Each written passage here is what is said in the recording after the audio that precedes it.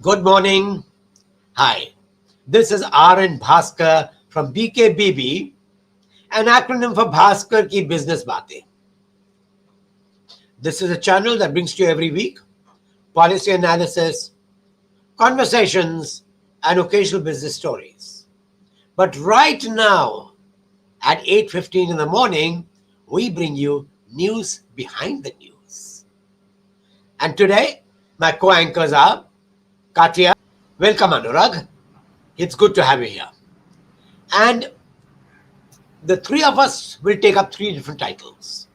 And the titles are given on the screen. Have a look then. The first is about the Prime Minister's internship scheme. Is it working? We'll look at the data available. The second one is core sector growth. Is it really clicking? Is it really improving? And the third one is the age-old story of Byju. Now, let's take the first story. Written answers before the parliament gave out this data and the government presented this data before the parliament. The data is interesting because the data talks about many things. But the first thing you notice when you look at the data is the top 10 states are either BJP states or BJP supported states. Why did the other states not participate? I don't have any answers. The second interesting part is that in the first round, Uttar Pradesh ranks the highest. I did not know there were many industries in Uttar Pradesh to offer internships. Sounds a little funny. But when the second round is held, just watch the way Uttar Pradesh slips down. The constants Andhra Pradesh and Madhya Pradesh, which at least have a large manufacturing industry base. So how do Uttar Pradesh come in the first, in the top rank in the first round? I don't have any answers. But the numbers by themselves are interesting.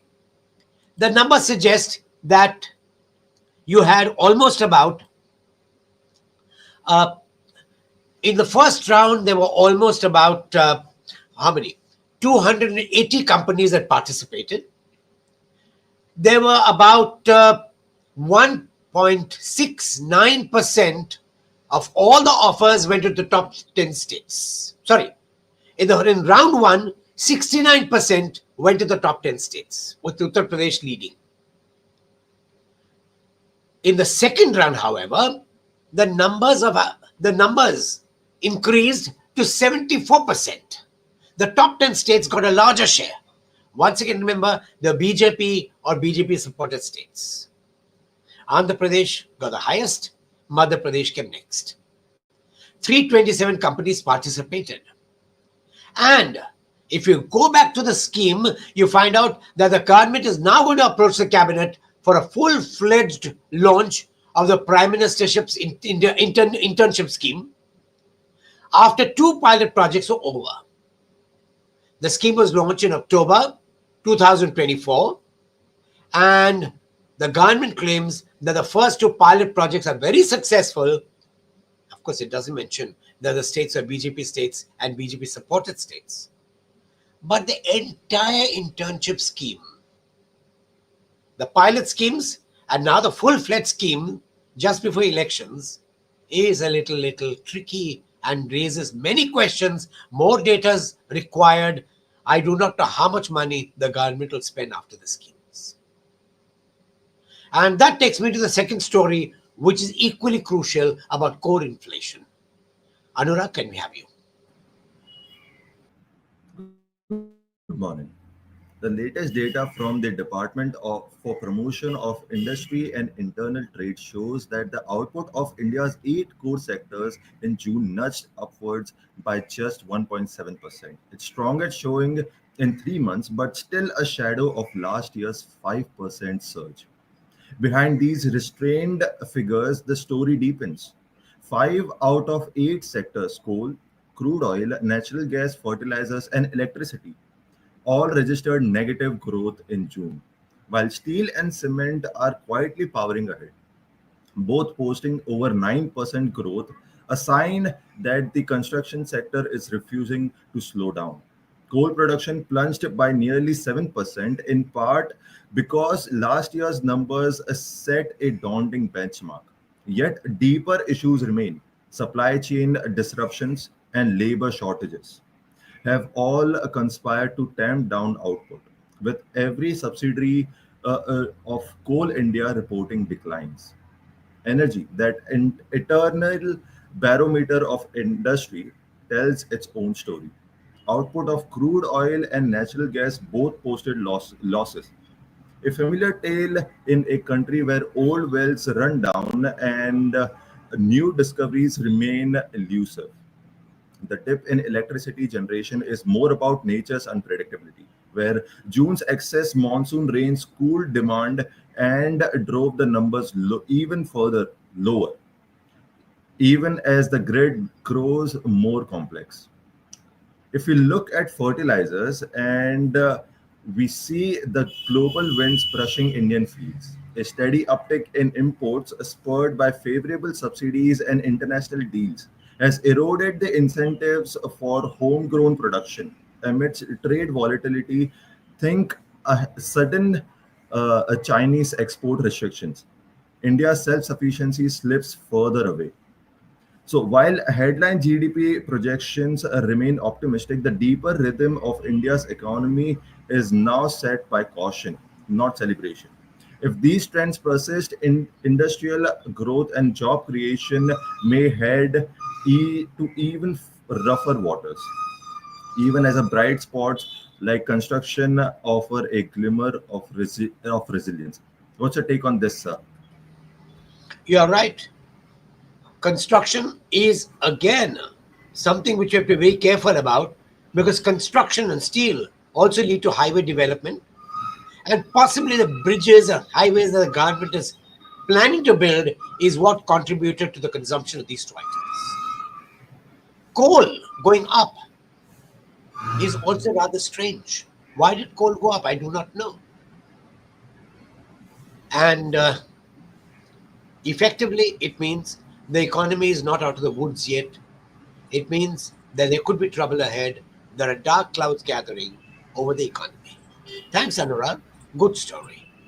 And then we have the third story, which is about Byju. Katya, could you come in? So the story never gets old. The story never stops. It's the same story which repeats itself.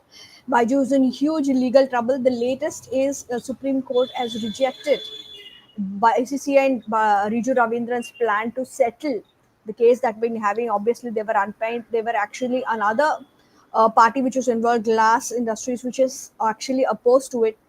Supreme Court also found discrepancies and issues in the settlement offer that is made, which was in the settlement offer that was made between these two companies that NCLAT had approved. The Supreme Court had an issue, but now the plea has also been scuttled by the Supreme Court. So, but this is not the only legal trouble. That company which went from a decacorn to zero value, so it has recently got wrapped by US courts as well. They had reprimanded for not sharing information. The judge was very livid in his statement. He said, "I do not know what is the reason why information is not being shared." That case actually is a lot more serious than the case that is going on in India. The lenders of Byjus have alleged that there has been money, that funds have been diverted, and it's a huge amount of money, over $500 million. So it's actually a very, very key case. So Byju is fighting on all fronts. Actually, he's also unhappy with a lot of things that have been reported about him, which are obviously not flattering. He said he had threatened to file a defamation case against Glass, and then I didn't go anywhere. So, but it's in a huge lot of trouble. But the real problem is not lenders. The real problem is all these middle class and lower middle class families which are paid exorbitant amounts to the to Byju's, hoping that the classes will happen. They've never done. Akash acquisition has also failed. So, do you think this company will continue to be in trouble, sir? Looks like it'll continue to be in trouble unless the overseas courts, which are far more ruthless, in the Right. verdicts. Mm. Order India to impound all its bank assets and order the banks overseas to impound all its assets. Right. Indian courts can't do it. It will have to be the overseas courts, and that is where if the people who have filed the cases Mm. have good lawyers, they can do a lot. But it's the same old story. Companies become sick, promoters never become sick. They've got the money some way or the other, and they continue living their lives. It's the small investors, the small customers, the parents who paid the fees and are not Right. getting the right kind of education. They are the biggest losers. You're right. Mm. It's a sad story. But anyway, that finishes the third story. And now we go to the next part, and that is questions. But before the questions, the usual reminder, do click the subscribe button. If you have not clicked it already, do click the like button if you liked our program. And most of all, crucially, please tell all your friends about this program, because that's the way we can build a larger audience. Thank you very much for watching, and let me go to the questions. The first question is about Byju. Do the parents have a chance of getting the refunds? Katya? Lenders who really big lenders who have the money power, who have the patience to go to courts, actually are not getting it. So the parents, obviously, like in the case of Kingfisher employees, I don't think parents would ever get anything back. In fact, customers won't get anything back, and so that's how it is. But my whole problem with this whole issue is that he's not backing down. It doesn't look like he has learned a lesson, or he is humble about it. These attitude driven founders are also a big issue. What do you think, sir? You're right. All the founders who went bankrupt, they are unapologetic. Right. Okay, freeze my assets. Some of them have even decamped overseas. But, and the government of India talks big about doing justice to the small man, but the small man is always forgotten. You're right. And then there is another question that's come out. Do you think there can be compromise? No. India should compromise its ego and tie up with Pakistan. And no, that's not related to today's subject. I'm afraid I can't take that up. That was yesterday's topic. Today I can't talk about it. But the next one is interesting. Core sector growth is crucial to India. How does one revive core sector growth?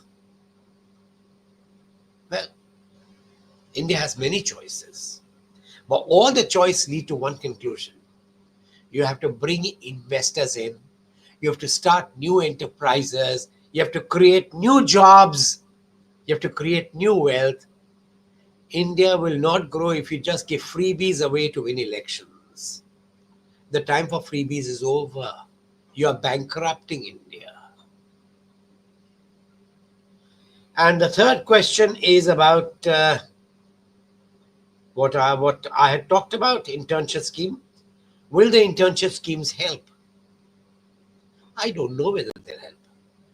If the schemes are not good, then how will anyone get a job? Once the internship is over, will companies take me up? A lot depends on my education. A lot depends on my aptitude. If my education had been right, I would have got a job. If my aptitude had been right, maybe I could retain the job. But if both are missing, unfortunately, most candidates who are unemployed have poor education. They are graduates, but not fit to be called graduates. So with poor education and an aptitude that has been killed by several years of rotten schooling, employment will remain a problem. An internship may give you a little certificate saying that you were interned with XYZ. Whether that will lead to a job, I do not know yet. Let's see. And there's one more. Will there be a punitive action for Byjus and and the investigations? Why is the government not focusing on such frauds? Katya, would you like to try that out? So punitive action is when they have done something against the public and the government. In this case, they have done, but this is a case that will probably go through courts and not anything else, because apparently, as per Indian regulations, you can't do anything when they cheat customers or employees. So government will not do it. They have to do take it up, and this is probably this attitude is probably the reason why FDI is also very scared, sir. I can understand that. In India, the track record of the government bringing culprits to book is very, very rare. And in some places where attachments orders have been given, monies have been collected, the money has seldom found its way back to the investors or Right, customers. The government right, keeps the money. It does not share it with the people. So effectively, the government also defrauds customers. The government also defrauds the small investor. right, sir. Anyway, that brings me to the end of today's show. Thank you for being with us. And do log in again tomorrow at 8:15 in the morning. As for today, have a wonderful day ahead. Take care. Good luck.